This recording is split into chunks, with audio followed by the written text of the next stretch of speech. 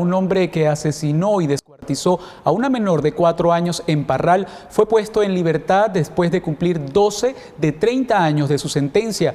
Una vez más, una niña pequeña de tan solo 3 años y medio, que quizás pocos recuerden lo que le sucedió a Barbarita el 14 de agosto del 2006. Su nombre completo era Bárbara Yaciri Batalla Alvarado. 3 años y medio. Vivía junto a su familia en Parral, Chihuahua. El 14 de agosto del 2006, entre las 14 y las 16 horas, alguien se la llevó. Se dijo que era un día normal, como cualquier otro. Uno de esos días donde ella se encontraba jugando enfrente del domicilio de su abuelita en la calle Fresnito número 51. Era algo muy común que ella se quedara jugando por las tardes ahí, mientras esperaba a sus padres que regresaban del trabajo. Ambos trabajaban en la maquiladora Alambrados y Circuitos Eléctricos. Se cuenta que la abuela se entretuvo dentro de su domicilio con algo que se le complicó y se demoró en salir para ver si sus nietos se encontraban bien. Cuando sale se da cuenta de que su pequeña nieta ya no estaba. Fue su hermanito más chiquito quien contó que un sujeto desconocido se la llevó de la mano rumbo al cerro. Nadie se explicaba cómo, ni dónde, ni cuándo. ¿Dónde estaría? Dejaron de verla. Como les dije, alguien se la llevó. De inmediato, cuando se dieron cuenta, familiares, amigos y vecinos de la colonia habían iniciado con la difusión de una serie de pesquisas porque no aparecía por ningún lado. Acudían a los medios de difusión, colocaban carteles en los postes, tanto de esa colonia como de las colonias aledañas, y realizaban jornadas de búsqueda durante tardes enteras. Pasó un día, pasaron 2, 3 y nada sabían. El cuarto día,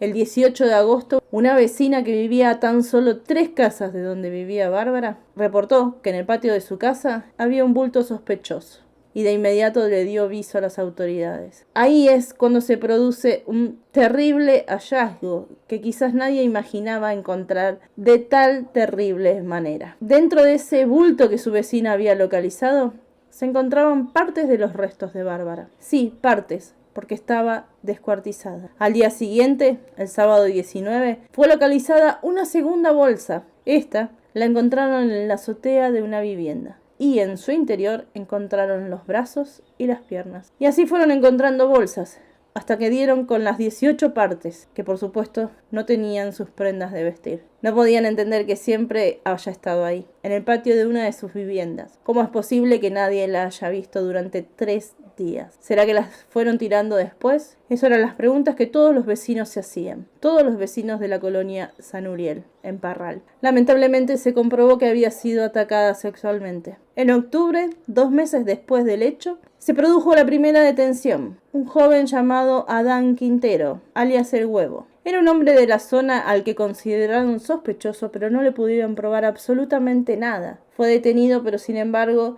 tuvieron que dejarlo luego en libertad. No fue hasta unos meses después, el 20 de marzo del 2007, había una gran presión social y mediática sobre este caso. Se produce entonces otra detención. El probable responsable en esta oportunidad era Jesús José García Gándara, un joven que en ese momento tenía 19 años, un joven de la zona que padecía problemas mentales y según se dijo era tío de Barbarita. Y según las versiones de algunas de las personas del lugar, esta persona tenía o ejercía ritos satánicos, así también como que tenía un actuar psicótico. Su captura no convencía a toda la sociedad. Había muchos que pensaban que era un chivo expiatorio. Como el joven venía de una familia desintegrada, que él vivía en un camión estacionado frente a la casa de su padre y su madrastra, que aprovecharon que tenía facultades mentales alteradas y comportamientos erráticos o inestables para acusarlo. Y muchos sostenían que, con argumentos que nunca fueron claros, la Subprocuraduría de Justicia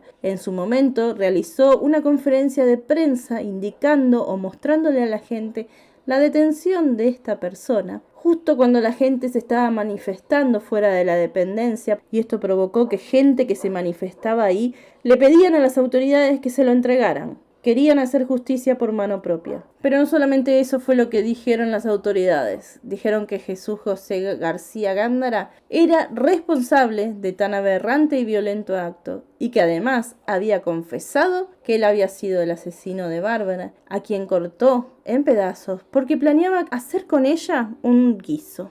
Sí, cocinar sus restos. Y también dijeron que este hombre había confesado a ellos que le gustaba tener relaciones sexuales con animales y que desde niño, textuales palabras, había sido homosexual. El abogado que lo defendía a él de manera gratuita porque creía que había sido acusado injustamente, indicó que las autoridades no tenían nada solvente para justificar este tipo de detención, que no tenían nada en contra de él. Lamentablemente las autoridades hicieron declaraciones que hicieron que la población enloqueciera e indicaron que había utilizado. Dice, utilizó un martillo, 2 cuchillos, una cegüeta y un serrucho. Y según ellos revelaba dando lujo de detalle y que supuestamente recordaba bien cada uno de estos. ¿Qué cortó primero?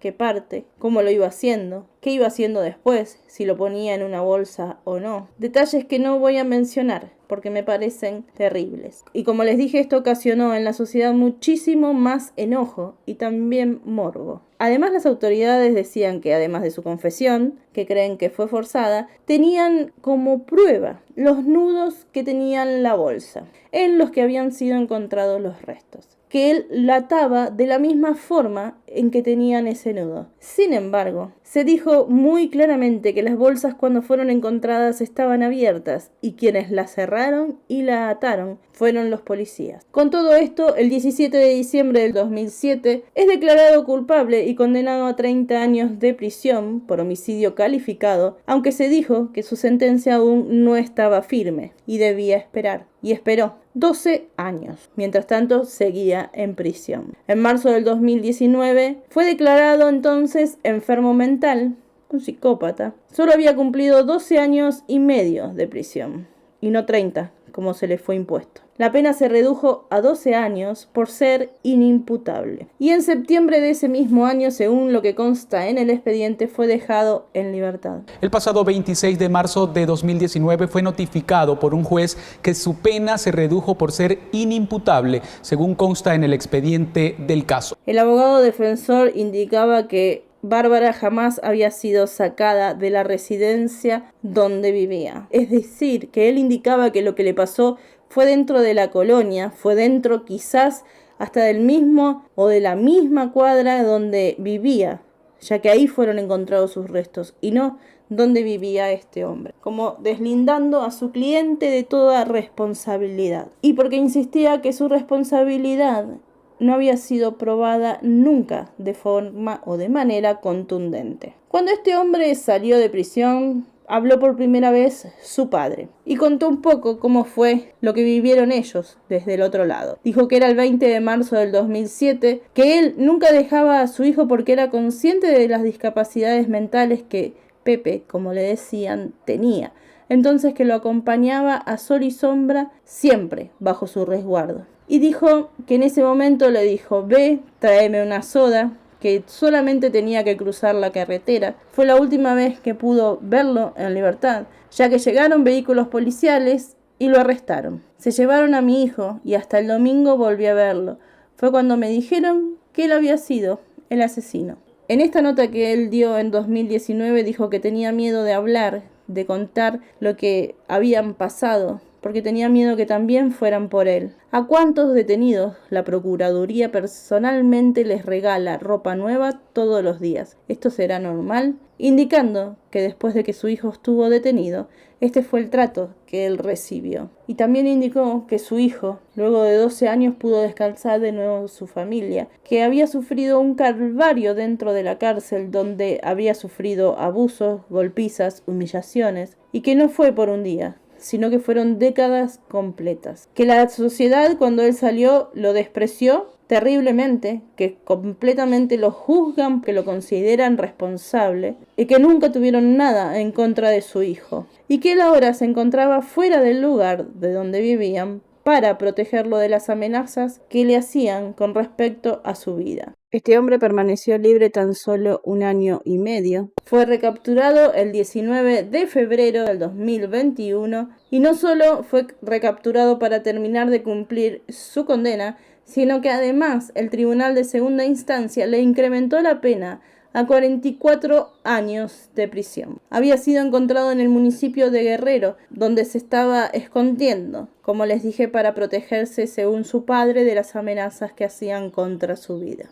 Barbarita en este 2025 estaría cumpliendo sus 22 años, pero no llegó ni siquiera a vivir un mínimo porcentaje de su vida. No llegó a vivir nada. También se recuerda en este lugar un caso que dicen tuvo las mismas características, al que denominaron caso Rebequita, una niña de entre 5 y 6 años que murió en circunstancias muy similares, pero 34 años antes que el de Barbarita. Es decir, en la actualidad pasaron aproximadamente 58 años. Este caso también estremeció a la sociedad de Parral y sucedió en la calle Simón Bolívar, entre Juan Rangel de Viesma y 20 de noviembre. Según recuerdan algunas personas que vivieron en ese momento, quien le quitó la vida a Rebequita vivía a 4 cuadras de su domicilio. Que luego de quitarle la vida, también decidió dividirlo en partes. Lo metió en una maleta, logrando huir con la maleta hasta llegar a Torreón. En este lugar, esta misma persona fue encontrada sin vida. Lo que nunca se aclaró es que si esta persona decidió tomar por él mismo o si le aplicaron la ley de fuga después de ser detenido.